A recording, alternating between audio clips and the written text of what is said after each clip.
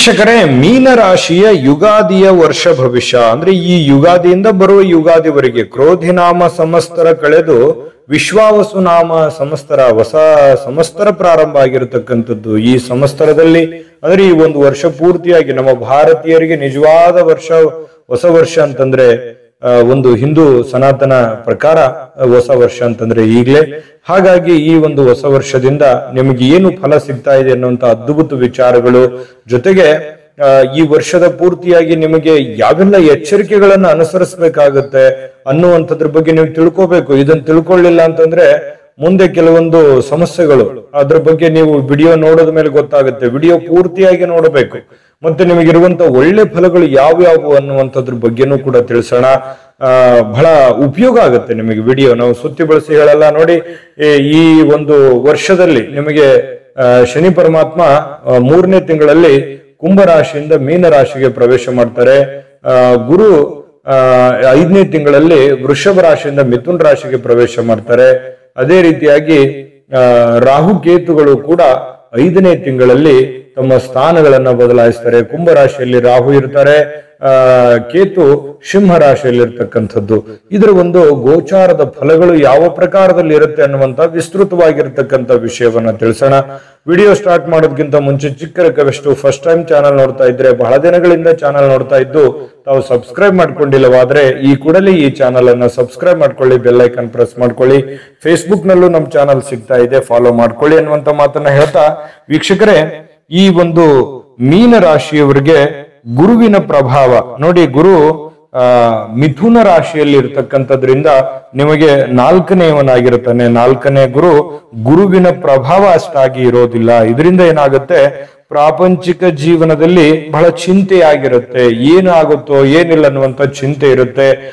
ಓದಿನಲ್ಲಿ ಕೆಲವೊಂದು ಸಮಸ್ಯೆಗಳು, ಮಾಡುವಂತ ಕೆಲಸ ಕಾರ್ಯಗಳಲ್ಲಿ ಅಡ್ಡಿ ಆತಂಕಗಳು, ಹಣಕಾಸಿನ ವಿಚಾರದಲ್ಲಿ ಅಡ್ಡಿ ಆತಂಕಗಳಾಗುತ್ತೆ.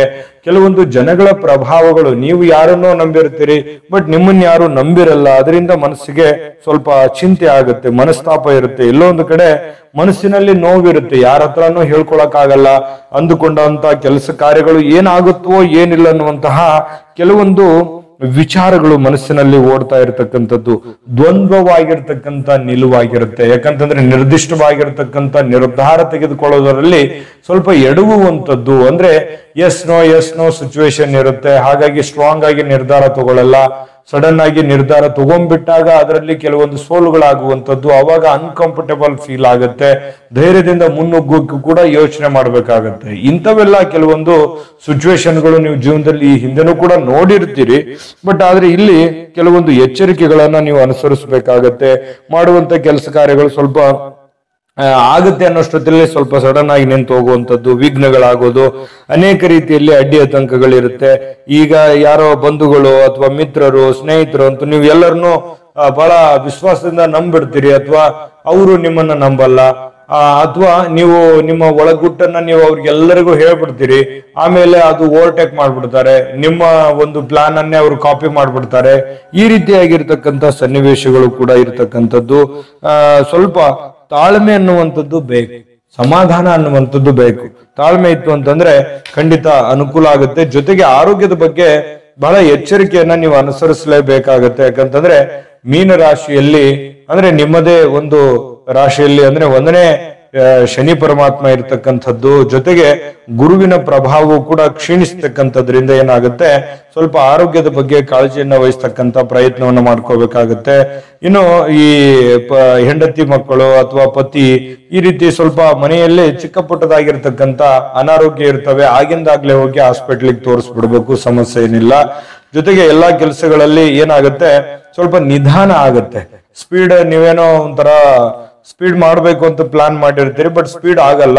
ಆದ್ರೆ ಅತ್ಯಂತ ಪ್ರಯತ್ನ ಪಟ್ರೆ ಅಂದುಕೊಂಡಂತ ಕಾರ್ಯದಲ್ಲಿ ಯಶಸ್ಸು ಅನ್ನುವಂಥದ್ದು ಖಂಡಿತವಾಗ್ಲೂ ಇರುತ್ತೆ. ಸ್ವಲ್ಪ ಖರ್ಚು ಜಾಸ್ತಿ ಇರುತ್ತೆ ಈ ತಿಂಗಳಲ್ಲಿ. ಅನವಶ್ಯಕವಾಗಿರುವಂತ ತಿರುಗಾಟ ಇರ್ಬೋದು, ಅನವಶ್ಯಕವಾಗಿರುವಂತ ಖರ್ಚು ಇರ್ಬೋದು.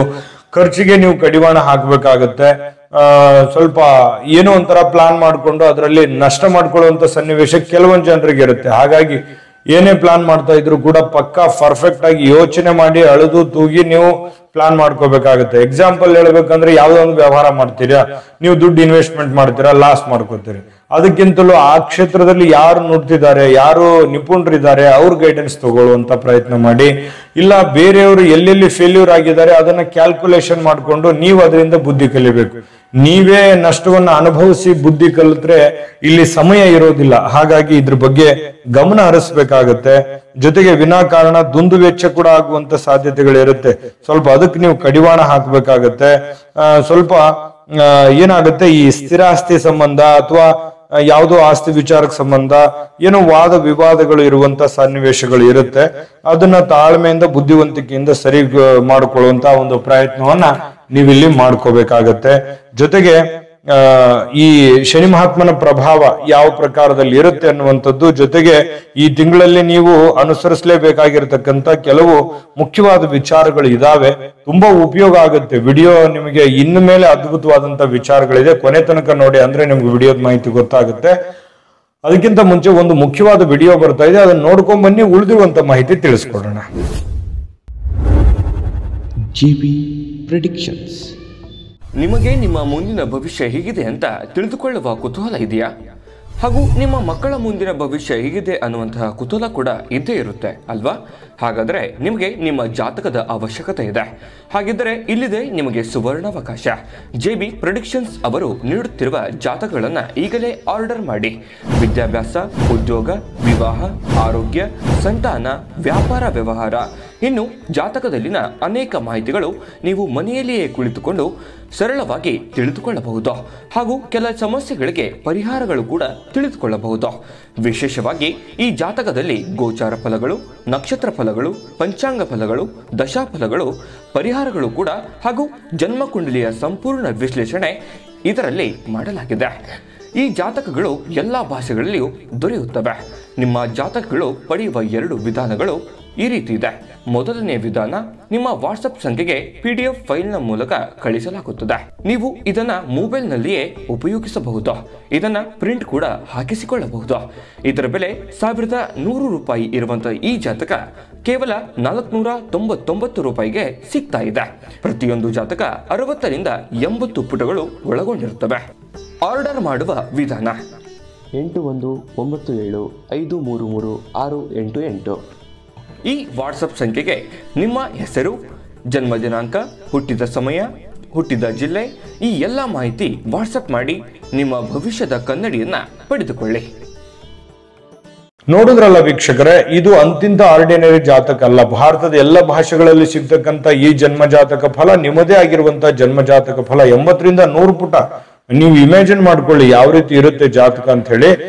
ಈಗಲೇ ನಂಬಿಕೆ ವಿಶ್ವಾಸದಿಂದ ಆರ್ಡರ್ ಮಾಡ್ಕೊಳ್ಳಿ. ಯಾಕಂದ್ರೆ ಹಿಂದಕ್ಕೆ ಹಿರಿಯರು ಮಗು ಹುಟ್ಟಿದ ತಕ್ಷಣ ಮಗುವಿನ ಜಾತಕ ಬರೆಸ್ತಿದ್ರು. ಏನಕ್ಕಂದ್ರೆ ಅವ್ರಿಗೆ ಅದ್ರ ಬಗ್ಗೆ ಸಂಪೂರ್ಣವಾದ ಜ್ಞಾನ ಇತ್ತು, ಅನುಭವ ಇತ್ತು, ಸಮಯನೂ ಇತ್ತು. ಈಗ ಯಾರಿಗೂ ಅದ್ರ ಬಗ್ಗೆ ತಿಳಿದೂ ಇಲ್ಲ, ಟೈಮೂ ಇಲ್ಲ ಯಾರಿಗೂ.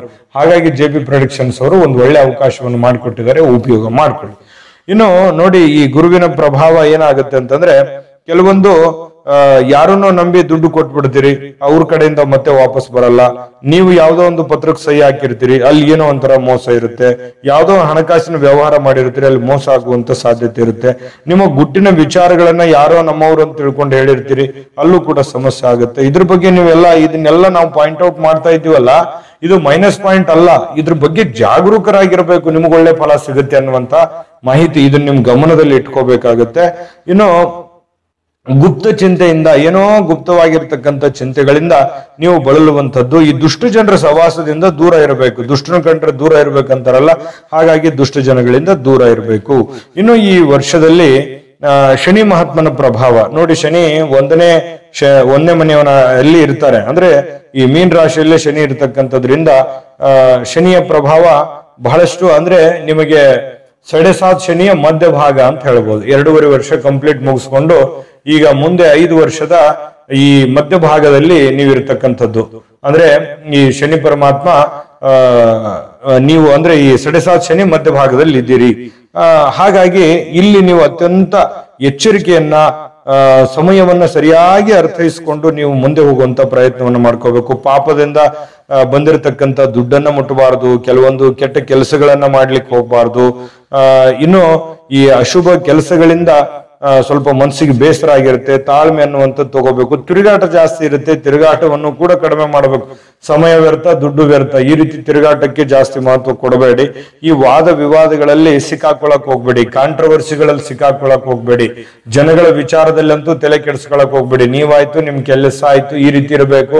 ಯಾರದೋ ಮೂರನೇವ್ರ ಸಮಸ್ಯೆ, ನೀವು ಅದರಲ್ಲಿ ಮೀನ್ ರಾಶಿಯವ್ರು ಸುಮ್ನೆ ಕೊಡ್ತೀರಾ, ಯಾರದೋ ಪ್ರಾಬ್ಲಮ್ ಇದ್ದ ತಕ್ಷಣ ಓಡೋಡ್ ಹೋಗ್ಬಿಡ್ತೀರಿ, ಮತ್ತೆ ಏನೋ ಅಂತ ಸಮಸ್ಯೆಯಲ್ಲಿ ಸಿಕ್ಕಾಕೊಂಡ್ಬಿಡ್ತೀರಿ, ಯಾರೋ ಮಾಡಿ ತಪ್ಪು ನಿಮ್ ತಲೆ ಕಟ್ಟಿಬಿಡ್ತಾರೆ. ಈ ರೀತಿ ಸಾಕಷ್ಟು ಅನುಭವ ಆಗಿರುತ್ತೆ. ಇದ್ರ ಬಗ್ಗೆ ನೀವು ಗಮನ ಹರಿಸಬೇಕಾಗುತ್ತೆ.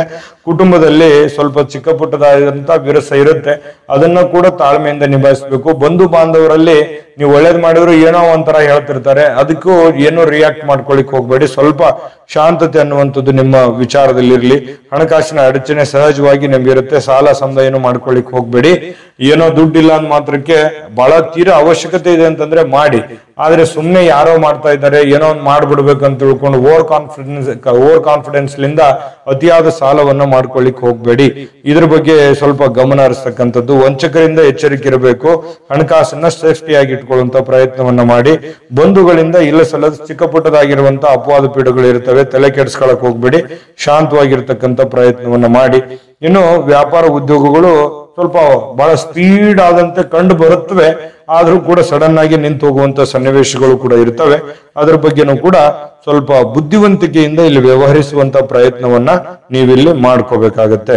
ಇನ್ನು ನೀವು ವಿಶೇಷವಾಗಿ ನೌಕರದಾರ ಆಗಿದ್ರೆ, ಸರ್ಕಾರಿ ಅಥವಾ ಅರೆ ಸರ್ಕಾರಿಯಲ್ಲಿ ನೀವು ವಿಶೇಷವಾಗಿ ಕೆಲಸ ಮಾಡ್ತಾ ಇದ್ರೆ, ಮೇಲಧಿಕಾರಿಗಳು ನಿಮ್ಮೊಡನೆ ಪ್ರೀತಿ ವಿಶ್ವಾಸಗಳಿಂದ ನಡೆದುಕೊಳ್ಳುವಂತ ಸಾಧ್ಯತೆಗಳು ಇದ್ರೂ ಕೂಡ ನೀವು ನಿಮ್ಮ ಒಳಗುಟ್ಟನ್ನ ನೀವು ಬಿಟ್ಕೊಡ್ಲಿಕ್ಕೆ ಹೋಗ್ಬಾರ್ದು.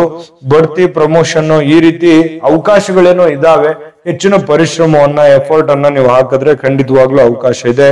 ಇನ್ನು ನಿಮ್ಮ ಕರ್ತವ್ಯದಲ್ಲಿ ಚ್ಯುತಿ ಆಗದಂತೆ, ತಪ್ಪಾಗದಂತೆ ಎಚ್ಚರಿಕೆಯನ್ನು ವಹಿಸಬೇಕು. ಅಂದ್ರೆ ನಿಮ್ಮ ಕೆಲಸಕ್ಕೆ ಒಂದು ಗೌರವ ಬರುತ್ತೆ.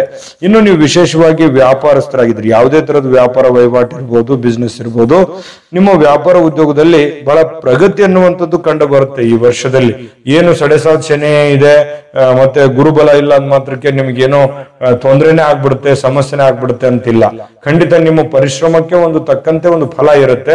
ಕಷ್ಟಗಳು ಇರುತ್ತೆ, ಸವಾಲುಗಳು ಇರುತ್ತೆ. ಆ ಸವಾಲುಗಳನ್ನ ನಾವು ಈ ವಿಡಿಯೋದುದ್ದಕ್ಕೂ ಹೇಳಿದೀವಲ್ಲ, ಆ ಎಚ್ಚರಿಕೆಗಳನ್ನ ನೀವು ಅನುಸರಿಸಿದ್ರೆ ಖಂಡಿತವಾಗ್ಲೂ ಒಂದು ಒಳ್ಳೆ ಫಲ ಸಹಜವಾಗಿ ನಿಮ್ಗೆ ಸಿಗ್ತಾ ಇರತಕ್ಕಂಥದ್ದು. ಸಮಯವನ್ನ ಸರಿಯಾಗಿ ಸದ್ಬಳಕೆಯನ್ನ ಮಾಡ್ಕೋಬೇಕು. ವಿಶೇಷವಾಗಿ ವ್ಯಾಪಾರಸ್ಥರು ಅಧಿಕ ಧನಲಾಭವನ್ನು ಸಿಗುವಂತ ಸಾಧ್ಯತೆಗಳಿದೆ. ಸ್ವಲ್ಪ ಮಿತ್ರರಿಗೆ ನೀವು ನಂಬಿ ಅತಿಯಾಗಿ ನಂಬುವಂತ, ಅತಿ ಆದ್ರೆ ಅಮೃತ ವಿಷ ಆಗುತ್ತಂತಾರಲ್ಲ, ಅತಿ ಬೇಡ. ನಿಮ್ಮ ಹಿಡಿತದಲ್ಲಿ ಇಟ್ಕೊಂಡು ನಿಮ್ಮ ಕೆಲಸವನ್ನ ಮಾಡ್ಕೊಳ್ಳಿ. ಇನ್ನು ವಿಶೇಷವಾಗಿ ವಿದ್ಯಾರ್ಥಿಗಳು ಹೆಚ್ಚಿನ ಶ್ರಮವನ್ನು ವಹಿಸಬೇಕಾಗುತ್ತೆ, ಹೆಚ್ಚಿನ ಅಭ್ಯಾಸವನ್ನು ಮಾಡ್ಕೋಬೇಕಾಗುತ್ತೆ. ನೆನಪಿನ ಶಕ್ತಿ ಸ್ವಲ್ಪ ಕುಂಠಿತ ಆಗುವಂತ ಸನ್ನಿವೇಶಗಳು ಇದ್ರೂ ಕೂಡ ನೀವು ಸ್ವಲ್ಪ ಒಳ್ಳೆ ಫಲ ಅಂತೂ ನಿಮ್ಗೆ ಸಿಗುತ್ತೆ. ಸ್ವಲ್ಪ ಮೊಬೈಲ್ ಬಳಕೆ ಕಡಿಮೆ ಮಾಡ್ಕೊಳ್ಳಿ. ಓದಿನ ಮೇಲೆ ಜಸ್ಟ್ ಸ್ವಲ್ಪ ಕಾನ್ಸಂಟ್ರೇಷನ್ ಮಾಡ್ಕೊಂಡ್ರೆ ಸಾಕು, ಒಳ್ಳೆ ಫಲ ನಿಮ್ಗೆ ಸಿಗ್ತಕ್ಕಂಥದ್ದು. ಸ್ವಲ್ಪ ಅತ್ಯಂತ ಅವಶ್ಯಕವಾಗಿರ್ತಕ್ಕಂಥ ಸಾಧನೆಯನ್ನು ವಿದ್ಯಾರ್ಥಿಗಳು ಕೂಡ ಮಾಡುವಂತ ಸಾಧ್ಯತೆಗಳಿದೆ. ಏನ್ ಚಿಂತೆ ಮಾಡ್ಲಿಕ್ಕೆ ಹೋಗ್ಬೇಡಿ. ವಿಶೇಷವಾಗಿ ಕೃಷಿಕರು ಸ್ವಲ್ಪ ಈ ಪಾಲಿನ ಲಾವಣಿ ಅಥವಾ ವ್ಯವಹಾರಗಳಲ್ಲಿ ಖಂಡಿತವಾಗ್ಲೂ ಒಂದು ಒಳ್ಳೆ ಫಲ ಸಿಗುತ್ತೆ. ಹೆಚ್ಚಿನ ಪರಿಶ್ರಮ ಬೇಕು. ಹಣದ ಒಂದು ಒಳಹರಿವು ವಿಚಾರಕ್ಕೆ ಸಂಬಂಧಪಟ್ಟಂಗೆ ಕಡಿಮೆ ಇರುತ್ತೆ, ಆದ್ರೆ ಇರುವಂತ ದುಡ್ಡನ್ನು ಯಾವ ರೀತಿ ಭದ್ರಪಡಿಸಬೇಕು ಅನ್ನುವಂಥದ್ರ ಬಗ್ಗೆ ಎಚ್ಚರಿಕೆಯನ್ನು ವಹಿಸಬೇಕಾಗುತ್ತೆ.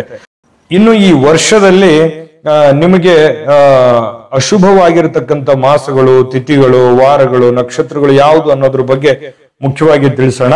ಅದಕ್ಕಿಂತ ಮುಂಚೆ ಈ ವಿಡಿಯೋದಲ್ಲಿ ಕೆಲವೊಂದು ಎಚ್ಚರಿಕೆಗಳನ್ನ ಹೇಳಿದೀವಲ್ಲ, ಅದನ್ನ ನೀವು ಫಾಲೋ ಮಾಡಿದ್ರೆ ಈ ವರ್ಷ ನಿಮಗೆ ಅದ್ಭುತವಾದಂತ ವರ್ಷ ಆಗುತ್ತೆ.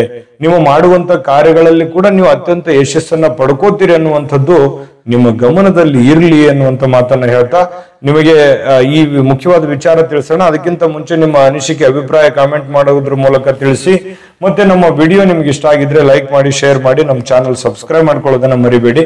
ವಿಡಿಯೋದ ಕೆಳಗಡೆ ಡಿಸ್ಕ್ರಿಪ್ಷನ್ ಲಿಂಕ್ ಇದೆ, ಅಲ್ಲೂ ಕೂಡ 12 ರಾಶಿಯವರ ಯುಗಾದಿ ವರ್ಷ ಭವಿಷ್ಯದ ಒಂದು ಮಾಹಿತಿಗಳು ಸಿಗ್ತವೆ. ನಿಮ್ಗೆ ಇಷ್ಟವಾಗಿರುವಂತ ಮಾಹಿತಿಯನ್ನ ನೋಡ್ಕೊಂಡು ತಿಳ್ಕೊಳ್ಳಿ ಅನ್ನುವಂತ ಮಾತನ್ನ ಹೇಳ್ತಾ, ನೋಡಿ ಈ ವರ್ಷದಲ್ಲಿ ಪಾಲ್ಗುಣ ಮಾಸ ಮತ್ತೆ 5, 10, 15ನೇ ತಿಥಿಗಳು, ಶುಕ್ರವಾರ, ಆಶ್ಲೇಷ ನಕ್ಷತ್ರ, ಇವು ಘಾತಕವಾಗಿರ್ತಕ್ಕಂಥದ್ದು, ಅಷ್ಟಾಗಿ ಶುಭಕರವಾಗಿ ಇರೋದಿಲ್ಲ.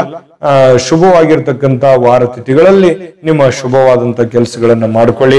ಒಳ್ಳೆ ಫಲಗಳಿದೆ, ಭಗವಂತನ ಕೃಪೆ ಇದೆ. ಜೊತೆಗೆ ನಿಮಗೆ ನಿಮ್ಮದೇ ಆದಂತ ಕೆಲವೊಂದು ಪರಿಹಾರದ ಬಗ್ಗೆನೆ ಒಂದು ವಿಡಿಯೋಗಳು ಬರ್ತವೆ, ಅದನ್ನ ನೋಡ್ಕೊಳ್ಳಿ, ಆ ರೀತಿ ಪರಿಹಾರ ಮಾಡ್ಕೊಳ್ಳಿ. ಖಂಡಿತವಾಗ್ಲೂ ಒಳ್ಳೆ ಫಲ ಸಿಗುತ್ತೆ. ಒಳ್ಳೆ ಫಲ ಸಿಗಲಿ, ತಾಯಿ ಅನ್ನಪೂರ್ಣೇಶ್ವರಿ ಸಕಲ ಅಷ್ಟೈಶ್ವರ್ಯಗಳನ್ನ ಕೊಟ್ಟು ಕರುಣಿಸ್ಲಿ ಅಂತ ಪ್ರಾರ್ಥನೆ ಮಾಡ್ಕೊಳ್ತಾ ಸರ್ವೇ ಜನಃ ಸುಖಿನೋ ಭವಂತು.